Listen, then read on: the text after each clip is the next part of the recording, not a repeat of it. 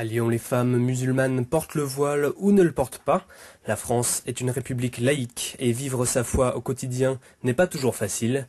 Naza Bouguera est aide-soignante à Lyon. Elle est en France depuis 1963 et pour faire ses 5 prières par jour, elle doit s'adapter. Moi, quand je rentre à la maison le soir ou le matin quand je pars au travail, je fais ma prière.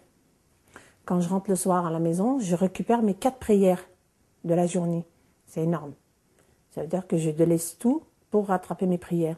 Que si je pouvais faire les prières au travail, il n'y aurait pas de problème. Mais le problème qu'il y a, c'est toujours le regard de l'autre. Autre façon de se protéger du regard de l'autre, Naza a aussi renoncé à porter le voile. Sa vie en France a donc influencé sa pratique de l'islam. L'inverse est possible aussi. Salima a grandi dans une famille française. Elle s'est convertie à l'islam à 14 ans. C'est une des rares femmes voilées à avoir voulu se prononcer sur la place de la musulmane en France. Cette fonctionnaire aimerait porter le voile au travail, mais évoque un déficit de liberté. Moi, je trouve que la loi est assez restrictive, sachant qu'on est quand même dans un pays de liberté de religion et de liberté tout court. Et que le cadre de la loi nous empêche d'être pleinement ce qu'on est. Cette identité choisie et non héritée n'a pas plu à tous les membres de sa famille. Son père voyait la femme musulmane comme soumise. Salima nuance cependant son avis. La seule chose à laquelle on est soumise, c'est Dieu.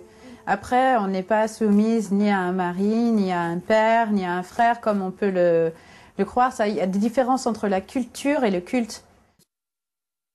Salima se dit libre, mais certains hommes peuvent user de la religion pour asservir la femme. Marie-Martine Chambard milite contre ces abus au sein de l'association Femmes contre les intégrismes.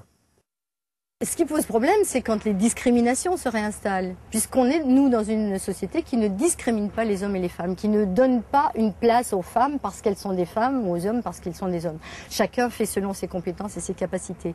Donc le problème, il se pose au moment où les femmes se sentent discriminées et où elles veulent en sortir. Voilà, où on leur assigne un rôle et qu'elles ne veulent pas de ce rôle-là. Et on sait que ça débouche sur des drames. Éternel compromis, les femmes musulmanes de France doivent se reconnaître entre textes de loi et textes sacrés.